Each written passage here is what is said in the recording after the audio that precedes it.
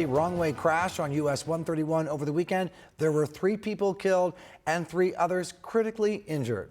Thanks for joining us on News Channel 3 at 6. I'm Andy Dominiani. And I'm Jessica Harthorn. We now know that some of the victims were former and current students at Portage Public Schools. And we've just learned that one of the victims is also a Comstock High School student. News Channel 3's Colin Roos joining us live in front of Portage Public Schools Administration Building tonight. Colin, we're learning more about those victims and the person police say was the at-fault driver. Jess, I've spoken with Portage and Comstock school officials tonight. They tell me that a former student who graduated from Portage Northern earlier this year was killed, while current students at Portage Community High School and Comstock High School were seriously injured. Now Allegan County officials are trying to piece together what happened.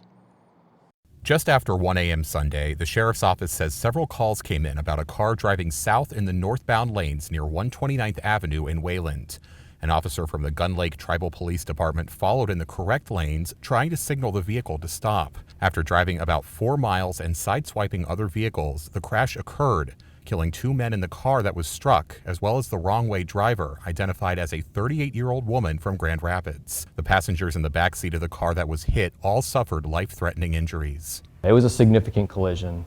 It was a chaotic scene. Lieutenant Brandon Barron says the investigation found that the woman was initially traveling southbound in the correct lanes before exiting at 129th Avenue and then entering on the northbound ramp.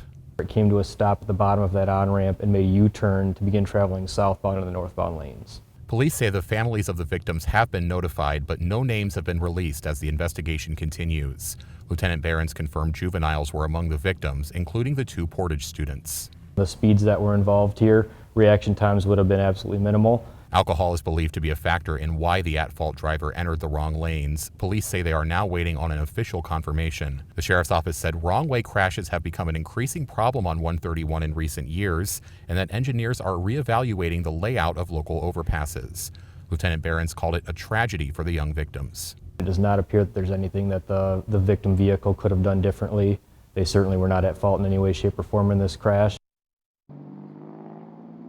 Now, I've spoken to a few members of the Portage Public Schools community today, one of whom described the injured student as sweet and respectful.